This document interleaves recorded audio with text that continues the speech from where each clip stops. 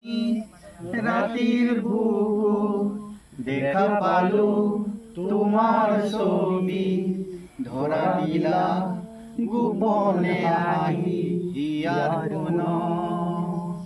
তুমি যে মোৰ শুকান মনৰ নিয়ৰৰে চেঁচা টোপাল নামি অহা ৰ'দৰে মোৰে দেহৰ প্ৰতি পুৱা ধুমুহাৰ হতে বহু যুগৰে নাচো হেনাৰৰ মচাম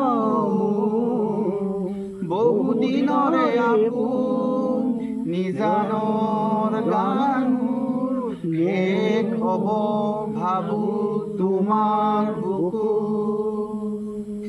পঞ্চায়তৰ উপসভাপতি দেৱজিৎ থাপাক মই দুআষাৰ আমাৰ জুবিন দাৰ বিষয়ে ক'বলৈ অনুৰোধ জনাইছোঁ।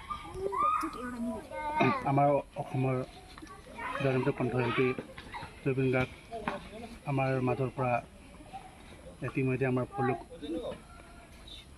গৈছে। সেইবাবে আমাৰ কাছামাৰী মুকলি পথাৰ ৰাইজৰ হৈ আজি আমাৰ জুবিন গাৰ্গ শ্ৰদ্ধাঞ্জলি জ্ঞাপন কৰিছোঁ।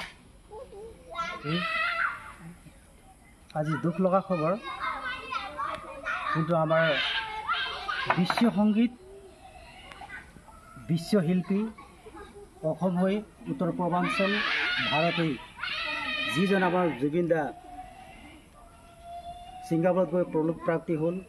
আমি জিলা সৰুপথাৰ ৰজাপুৰ পঞ্চায়ত অন্তৰ্গত কাছামাৰী গাঁৱৰ সমূহ ৰাইজ ও নামঘৰ কমিটি হৈ সমূহ আই মহিলা হৈ তেওঁৰ দিবংগত আত্মাৰ গোলক ধাম ঈশ্বৰৰ পৰলোক প্ৰাপ্তিত আমি সকলোৱে সুখ প্ৰাৰ্থনা কৰি এগছি বন্তি জ্বলাই তেওঁৰ আত্মাৰ চিৰশান্তি জুবিন দাৰ পৰিয়ালৰ দেউতা সপৰিয়ালসকলক আমি গোলাঘাট জিলা অন্তৰ্গত সৰুপথাৰ পঞ্চায়ত হৈ আমাৰ শিৱ মন্দিৰ প্লাছ নামঘৰ হৈ আপোনালোকক সুখৰ এটা